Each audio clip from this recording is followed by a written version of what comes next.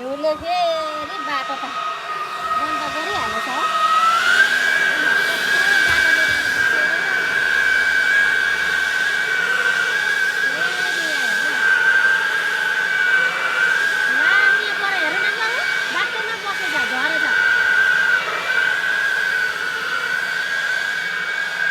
आज चाहिँ सानोमा खेल्दैछ।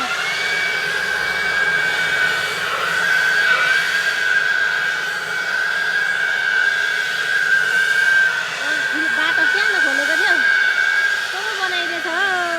खै के हो यस्तो।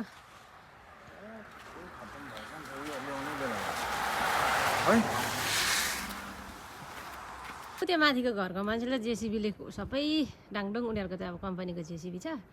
त्यहाँ माथि जुरीमा हिउँै बोकिरहेको छ। गाडीको जुरीमा हेर्नु त हिउँै छ। गाडीको हुटमा त हिउँै बोकिरहेको छ बिचराले। त्यो छ है ल है हाम्रोतिरको त्यो रोड हेर्नुपर्छ। रोड गाडीले च्याटेको आम्मामा हेर्नु नि त्यहाँ रोडको बिजोक। मेरो यहाँ चौपती जस्तीको बाटो बनाएको थियो हिँड्ने बाटो।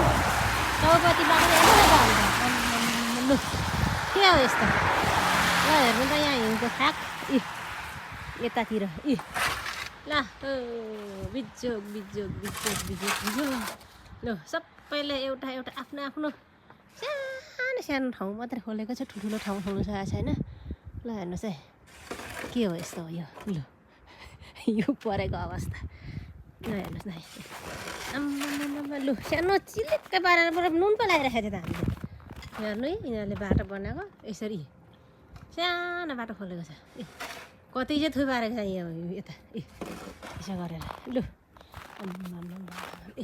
यो त सनक्क पारेर भइगयो। फेरि सफा गर्ने बेला भएछ है। लु भएन है। लु ल हाम्रो फ्रन्ट है यो चाहिँ। खै म जाउँ त। लु भयो यता आउनु आइहाल आइहाल। चिसो चिसो चिसो चिसो राम्रो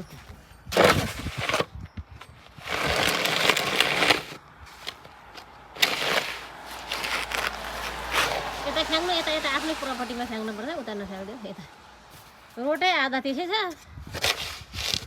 अलि सानो बाटो मात्रै खोलिदिएको छ। के गर्नु र अब जुत्ता अर्को लाउनु पर्थ्यो नि हौ। लु खै फेरि सोध्दैछ है। यो चाहिँ हाम्रो घर